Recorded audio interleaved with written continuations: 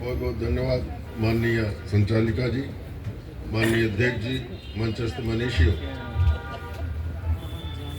एक मुक्तक या एक रचना का एक चरण कहने का आदेश है, लेकिन मैं पूरे उत्तर प्रदेश का अधिवक्ताओं का चुनाव लड़ रहा हूं और सबसे वोट मांग रहा हूं। तो मेरा आग्रह है कि बार काउंसिल चुनाव में आप सबके सगे संबंधी जो भी वकील होंगे उनसे मेरा नंबर 270 है और बार काउंसिल के चुनाव में प्रथम वरीयता का मत उन्हें ये इंगित करिए कि जो है सर के शब्दों को मेरा भी शब्द समझा जाए और सर को सब लोग जितने भी कर विजयी बनाए। मैं संघर्ष करता रहा हूँ क्योंकि जब मैं ये भाजपा वगैरह नहीं थी, 25 साल पहले अटल जी को बुलाता था हिंदी संस्थान में, पर्यटक जी थे राजधर्म के सह संपादक, तब हिंदी संस्थान निःशुल्क था। साहित्य परिषद में जो संघ की अनुषंगी संस्था है उसमें मुझे प्रदेश कार्यकारिणी सदस्य का दायित्व दिया गया, लेकिन इतना दिखावा कि मैं कहते कहते मर गया। पूरा लखनऊ का मतलब एक तरह से मर ही गया, कोई बात नहीं सुनी गई। लखनऊ की पूरी कार्यकारिणी मेरे भय से बदल दी गई कि कहीं ये हिंदी संस्थान निःशुल्क कराने की मांग न साहित्य परिषद के द्वारा करने लगे, क्योंकि भारतीय जनता पार्टी चेली समझी जाती है संघ की, और हिंदी संस्थान तक छीन लिया गया साहित्यकारों से। आज 12,000 15,000 दिया जा रहा है, बहुत शर्मनाक है। फिर भी न्यायपालिका की भी विद्रूपताएं मैं बाहर करने की कोशिश करता रहता हूं। तो दो पंक्तियां कहता हूं अपने एक दोहे की कि अंगूठा, एक शेर है संभवतः, कि अंगूठा तर्जनी पर घिस रहा करके इशारा।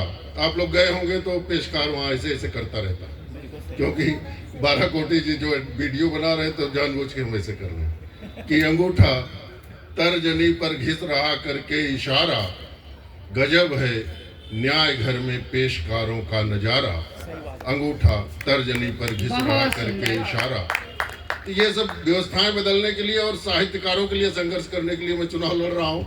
दो पंक्तियां और कह के मैं राष्ट्र चिंतन की भी 4 पंक्तियां कहूंगा। लगता है जैसे कि जब युवा रहे होंगे आदरणीय दादा, उस समय की रचनाएं अगर छापे तो मुझसे भी आक्रोश भरी रचनाएं इनकी होंगी। लग रहा है जैसे मेरी पंक्तियां हैं या मैं इनकी पंक्तियां लिखता हूं, इस तरह का मुझे भ्रम होता रहा। तो वो 4 पंक्तियां भी पढ़ूंगा राष्ट्र चिंतन से, क्योंकि मैंने लोकार्पण किया इसका। लोकार्पण किया है तो 4 पंक्तियां कहना ही होगा। तो वो 2 पंक्तियां एक गजल की ओर कह देता हूं कि आप सबकी सुनी हुई है कि रावण को मारने का जो शौक पालते हैं, रावण को मारने का जो शौक पालते हैं, वनवास पर निकलकर जंगल खंगालते हैं, वनवास पर निकलकर जंगल खंगालते हैं। क्या बात और है? ये 4 पंक्तियां मैं राष्ट्र चिंतन से कह रहा हूं कि एक दिन तूफान ऐसा आएगा। राष्ट्र चिंतन आदरणीय दादा श्री रविन्द्रनाथ तिवारी जी की कृति है, मेरे हाथों में है। अभी मैंने लोकार्पण किया है आप सबके साथ। तब कह रहा हूँ इसी कृति की पंक्तियां हैं कि एक दिन तूफान ऐसा आएगा, ऐशो व आराम सब लुट जाएगा। उन नर पिशाचों के लिए जो साहित्यकारों से उनका हिंदी संस्थान भी छीन रहे हैं, उनसे कह रहा हूँ कि एक दिन तूफान ऐसा आएगा, ऐशो व आराम सब लुट जाएगा, और तब छिपाओगे कहाँ पहचान अपनी, हर तरफ दौड़ा के पीटा जाएगा। जय हिंद, जय भारत, वंदे मातरम। क्या बात है, बहुत सुंदर पंक्तियां।